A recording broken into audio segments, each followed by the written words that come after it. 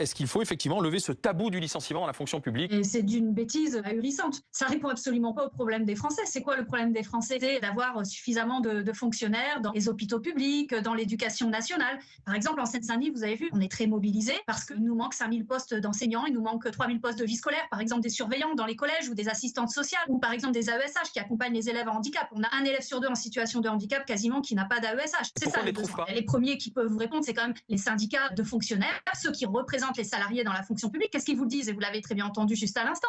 Un problème de pouvoir d'achat. On gagne en moyenne moins dans la fonction publique. Je rappelle que les fonctionnaires ont perdu 20% de pouvoir d'achat en 20 ans, du fait notamment du jet du point d'indice. Et à la France insoumise, vous le savez, nous sommes pour augmenter déjà de 10%, c'est ce que nous ferions si nous étions au pouvoir, de 10% l'ensemble des salaires des fonctionnaires. Puis deux, il faut des conditions de travail décentes. Et aujourd'hui, elles ne sont pas décentes dans un grand nombre de services de la fonction publique parce qu'il manque des postes. Regardez, à l'hôpital public, ça devient invivable pour les soignants.